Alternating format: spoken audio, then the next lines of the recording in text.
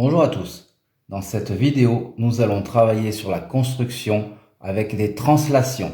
Donc nous avons une première figure ici et nous avons ici notre flèche qui va nous servir donc de repère pour faire notre translation.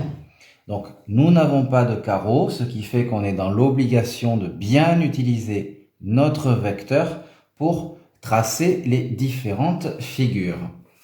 Donc ici, pour utiliser la flèche, ça nous donne un sens, une direction et une longueur.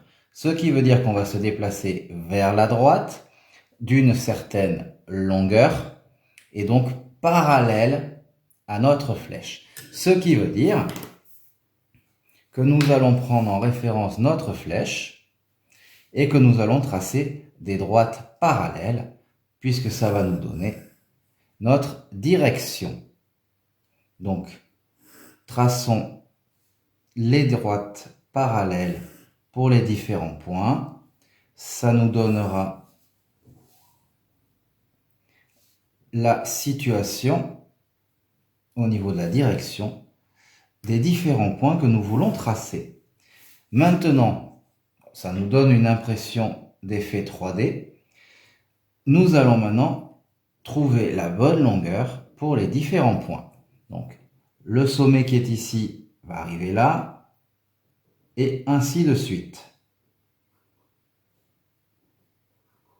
Maintenant que nous avons réussi à placer tous nos points, il nous reste à reconstruire notre figure image, qui n'aura donc été que déplacée, absolument pas déformée.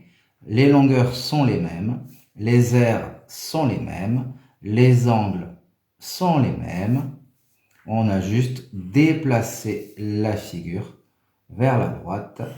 Et voici notre figure image. Donc on s'est bien déplacé exactement de la flèche à chaque étape pour obtenir la figure image. Et vous voyez bien que les deux figures se superposent. On a bien la longueur de la flèche qui se reproduit partout.